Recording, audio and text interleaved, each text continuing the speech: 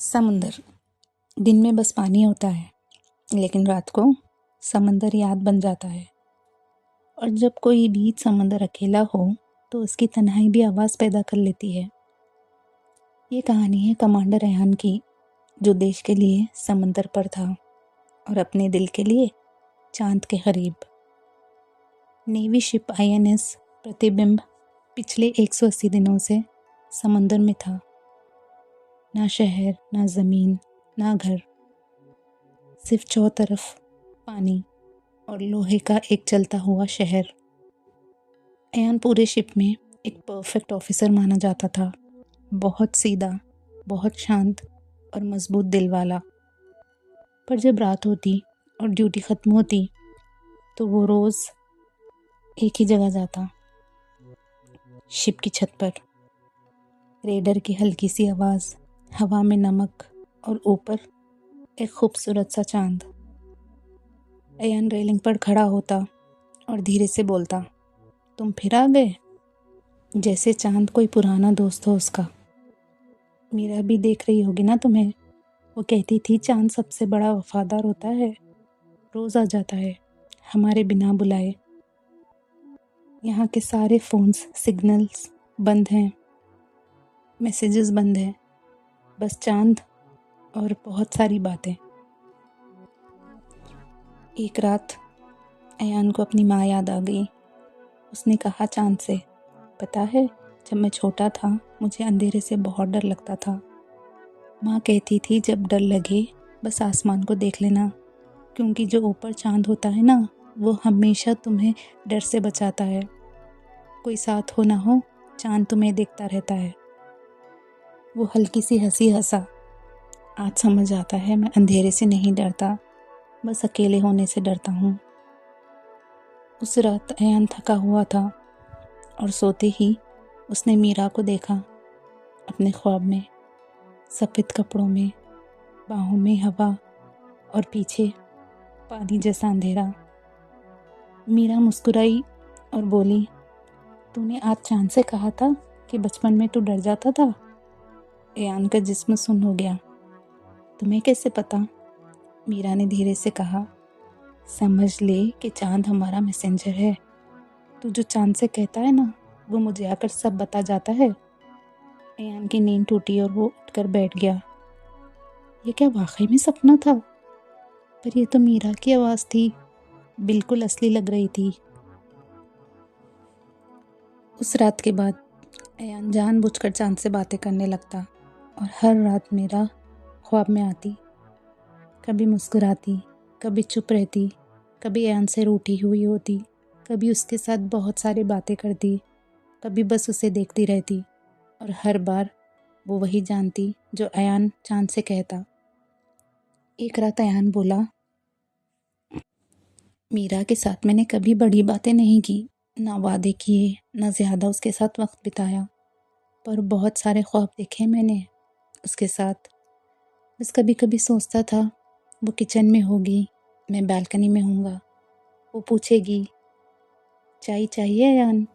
और मैं कहूँगा, हाँ, थोड़ी सी चाय बना दो। वो बोलेगी, चांद देखो, और मैं बोलूँगा, रोज़ देखता हूँ। और ऐसे ही हम दोनों एक दूसरे के साथ बूढ़े हो जाते। वो रुक गया, उसकी आंखों में पानी आ गया। अब मेरे साथ सिर्फ चांद ही रह गया है और हमारी खूब सारी बातें। अयान अपने कमरे में चला गया और सो गया। उस रात मीरा दोबारा ख्वाब में आई और बहुत हंसी। तुम चांद से कह रहे थे कि तुम मेरे साथ बूढ़े होना चाहते हो? अयान की आंखें भीग गई। मैं अभी भी यही चाहता हूँ मीरा। मीरा ने धीरे से उसके माथे पर हाथ रखा और पहली बार अयान को बहुत रोना आया। वो नींद में भी रोने लगा। ऐसे ही रात गुजरते गए। अयान चांद से बातें करते गया और मीरा ख्वाबों में आती गई। एक रात हवा तेज थी। अयान ने कहा, मैंने तुम्हारा लास्ट कॉल पिक नहीं किया था मीरा, मीटिंग में था, सोचा बाद में कर लूँगा। और वो लम्हा कभी आया ही नहीं। उसकी आवाज़ भारी हो गई। मैं अगर उस दिन फ़ोन उठा लेता तो शायद हमारी कुछ देर बातें हो जाती, वो बातें जो मैं यहाँ आया हूँ तब से मिस कर रहा हूँ। उस रात मीरा ने कहा, तुमने चांद से कहा कि तुम गिल्टी हो, पर अयान तुम्हारी कोई गलती नहीं है। तुम काम में थे और ये काम हमारे लिए ही तो था। और सच तो ये है कि वो कॉल तुम उठा लेते, पर मैं तुमसे बात नहीं कर रही होती। अयान ने पूछा, फिर किससे बात होती मेरी? तुम्हारे कॉल से। मीरा ने जवाब नहीं दिया, बस पीछे अंधेरा गहरा हो गया और मीरा गायब हो गई और अयान का ख्वाब टूट गया। अयान घबरा कर उठा और उसे ये ख्वाब समझ ही नहीं आया। वो बहुत अजीब सा महसूस कर रहा था, जैसे कि मीरा कोई खतरे में है या वह उसे दूर जाने वाली है। अयान की आंखों में फ्लैशबैक्स आने लगे। मीरा का हंसना, मुस्कुराना, उसका रूठ जाना, बस स्टॉप पर उसका इंतज़ार करना, चाय पे झगड़ना और फिर मीरा के फ़ोन से वो कॉल जो अयान से मिस हो गया था। मीरा ने कहा था जाने से पहले मुझसे बात करके शिप में चढ़ना, लेकिन कॉल मिस हुई और अयान मिशन के लिए निकल गया था। और फिर 180 दिन बाद अयान यहाँ शिप पर चांद से बात करता हुआ मीरा को याद कर रहा है। एक रात मीरा ख्वाब में समंदर के बीच खड़ी थी। उसके पाँव पानी को छू रहे थे। उसने कहा, अयान, तुम अगर मुझे ढूंढोगे तो तुम्हें पहले खुद को खोना पड़ेगा। तुम तैयार रहना। अयान घबरा गया और उसने चीखना चाहा, पर आवाज़ ही नहीं निकली। अयान ने शिप के रेस्ट्रिक्शन सिस्टम्स को खोला, ये उम्मीद से कि उसके लिए कोई मेल या कोई मैसेज आया होगा। उसे 180 दिन पुराना लॉग मिला, सिविलियन रिपोर्ट्स और एक फ़ाइल मिली, civilian accident, Meera Khanna, critical condition.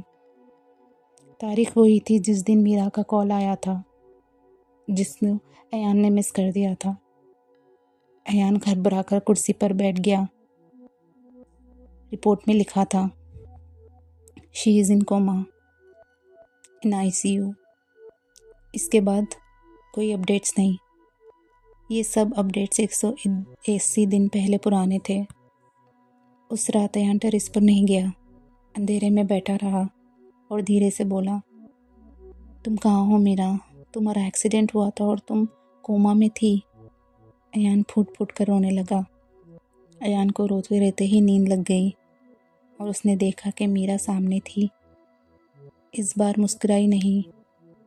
मैं सपना नहीं हूँ अयान, मैं हॉस्पिटल के कमरे में हूँ, मशीन्स के सहारे जी रही हूँ। तुम चांद से बात करते हो और शायद तुम्हारी आवाज़ मुझे ढूंढ लेती है, या शायद मैं तुम्हें ढूंढ लेती हूँ। मैं 180 दिन से मशीन के सहारे जी रही हूँ, जिंदा हूँ, लेकिन ख्वाबों की दुनिया में खो गई हूँ। और यहाँ चांद रोज़ मुझसे मिलने आता है और तुम्हारे पैगाम लेके आता है।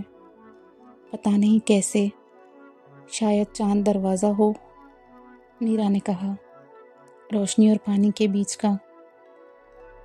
तुम रोज़ मुझे याद करते रहे और याद कभी कभी रास्ता बना लेती है अयान।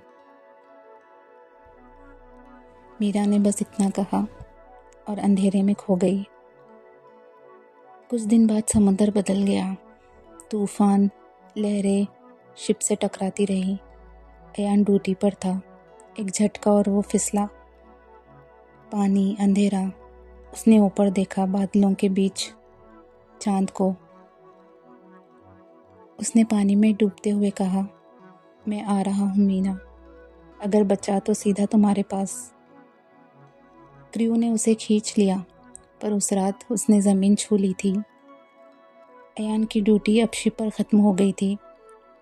उसकी छुट्टियां 3 महीने के लिए थी, जो 3 दिन बाद शुरू होने वाली थी। 3 दिन बाद इमरजेंसी रिकॉल हुआ। अयान पहली फ़्लाइट पकड़कर हॉस्पिटल पहुंचा। ICU में जाकर बस मीरा को देखता रहा। वहाँ की वाइट लाइट्स, मशीन्स और बीच में बस मीरा, वही प्यारा सा चेहरा, वही मासूमियत सी शांति।